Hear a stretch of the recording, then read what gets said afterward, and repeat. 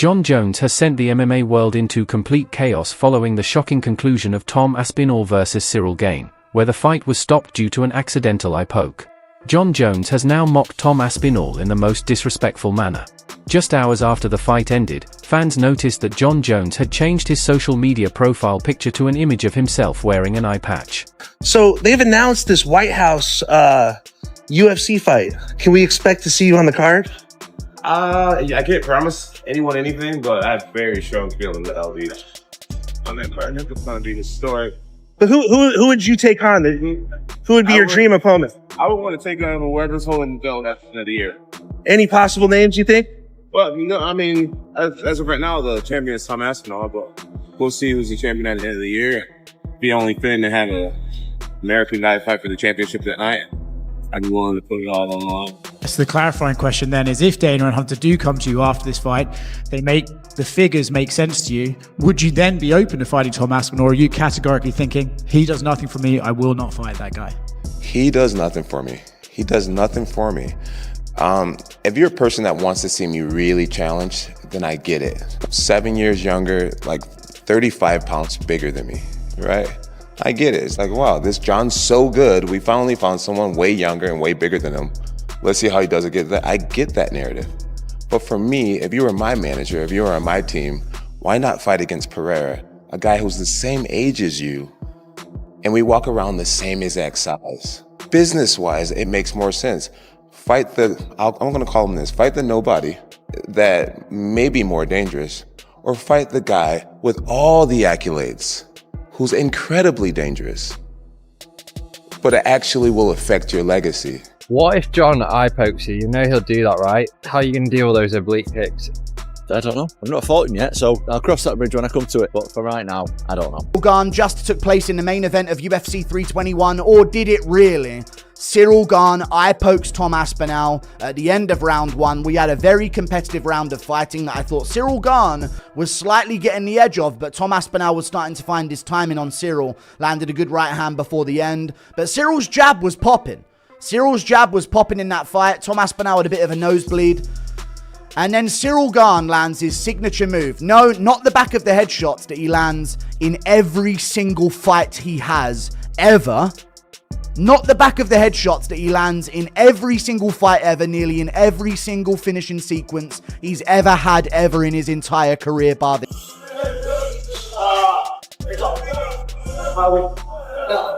Okay.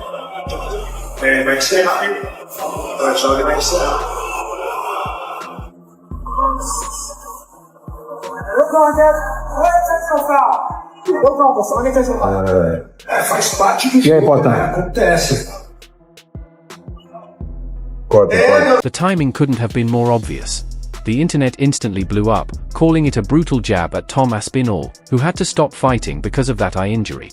This is classic Jon Jones, the king of mind games, stirring the pot even when he's not in the octagon. But this one cut a little deeper, especially since Aspinall had waited over a year for the fight, trained relentlessly, and saw his comeback moment ruined in mere seconds. Fans were furious, labeling Jones as classless and childish. I think we started very well. I think he started very well, but I think I started very well.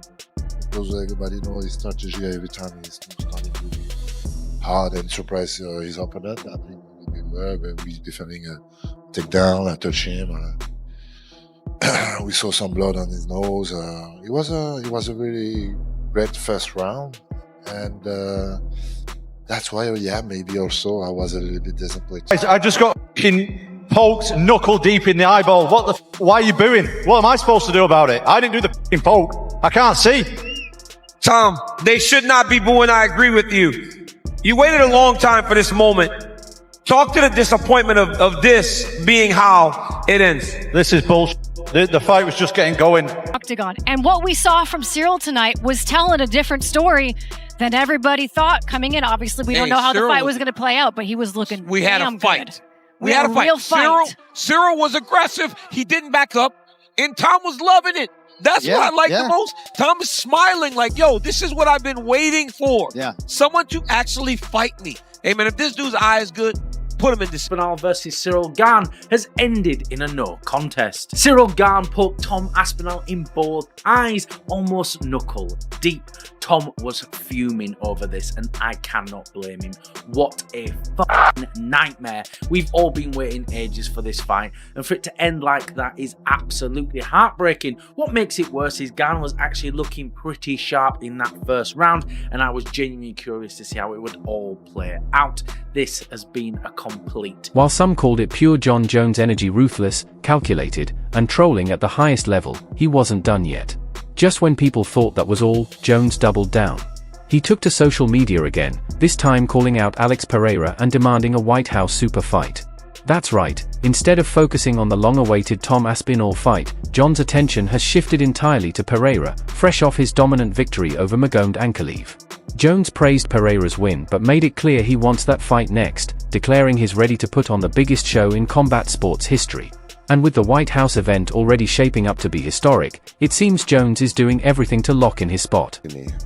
He's annoying to me, and that's my own personal, he annoys me. I get to you guys, you find it entertaining, but I find him annoying, and I just don't like him. And at the end of the day, if I give him the opportunity to fight me, I want to be so compensated. I want to say it, I want that you money, honestly. And that's just what it is. That's just what it is. Or else, my life is perfect without him. I don't need him at all, and he needs me.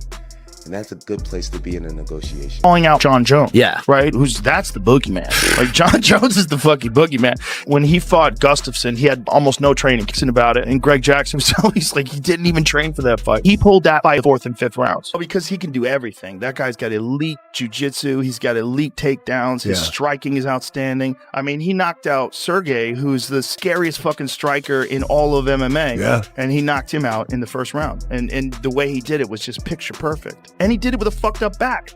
You watch Aspinall, like, I knew Aspinall was going to have a speed advantage because he's faster than any heavyweight. Yeah. And that's something that his coach drilled into him when he was young. Speed. Like, be fast. Like, you got to be fast. That's what's going to separate you from everybody else. Speed kills. Speed. And he's a giant dude, 260 plus pounds, but he moves like a fast young guy. Yeah. Like a light guy. And so and he's also just so well-rounded. And he's just beginning. Yeah. I mean, that was really the first big test of his career. Even if it means stepping over Aspinall once again, the MMA community is split. Many fans are furious at Jones for mocking Aspinall and avoiding the rematch that everyone's been begging for. Others argue he's just being smart, chasing the biggest money fight possible. But one thing's certain, this is vintage John Jones chaos. Joe Rogan, Daniel Cormier, and other analysts have already weighed in, saying, this just proves Jones loves psychological warfare more than anyone. Rogan added, John Jones doesn't just beat people in the cage. He beats them before the fight even starts. Meanwhile, Tom Aspinall has stayed silent, no reaction, no tweet, no statement. But knowing Tom, that calm silence might be the scariest part, because when he speaks, it's usually followed by action. Jones mocking Aspinall after one of the most emotional moments of his career, then immediately pivoting to Pereira, has set the MMA world ablaze. Right now, because of what I just saw happen in a heavyweight title fight. The fight ended in a no contest between Tom Aspinall and Cyril Gane due to an accidental eye poke. This is only the second UFC title fight in the 30-something year history of the company to end in a no contest. I mean, the arena was on fire. The stage was set for something magical to happen. You had two guys that were primed and ready to go and fight for the most prestigious prize in all of fighting. As Miles tries to strike back there and break stuff down, Liverpool got beat again today, so it's like becoming the norm. Every post-fight reaction, Liverpool's getting beat. But the stage was set for something amazing to happen. And we got what was one of the most anticlimactic finishes I've ever been a part of, but what we got up to that point was amazing. What we got to that point was very telling. What we got to that point was we got the opportunity to watch the two best heavyweights in the world fight for the championship in the UFC, right? John Jones isn't here. Francis Ngannou isn't here. The guys that we had in there right now are the two best in the... Fans are now asking, will the UFC even let Jones skip Aspinall again? Or will Dana White finally step in to make the fight everyone wants to see? One thing is clear, Jon Jones is back in full villain mode. And whether it's Alex Pereira at the White House or Tom Aspinall in a grudge match, the heavyweight division just got a lot more dangerous.